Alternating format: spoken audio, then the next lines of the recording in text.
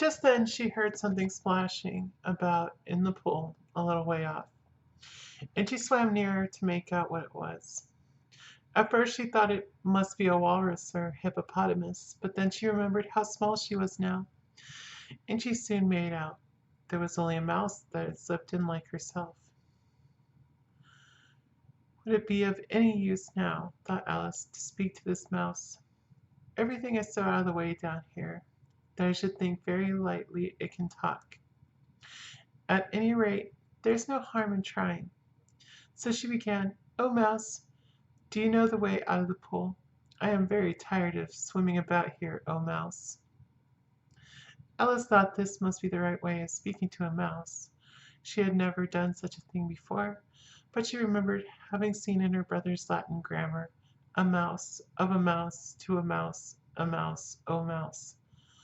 The mouse looked at her rather inquisitively, and seemed to her to wink with one of its little eyes, but it said nothing. "Perhaps it doesn't understand English," thought Alice. "I dare say it's a French mouse, come over with William the Conqueror."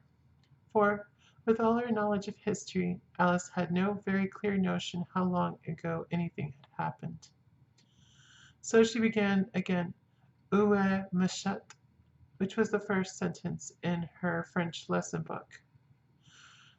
The mouse gave a sudden leap out of the water, and seemed to quiver all over with fright.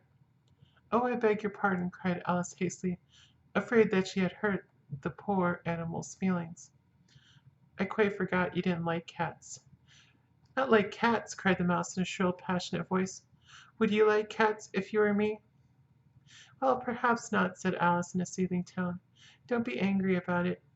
And yet, I wish I could show you our cat Dinah. I think you'd take a fancy to cats if you could only see her.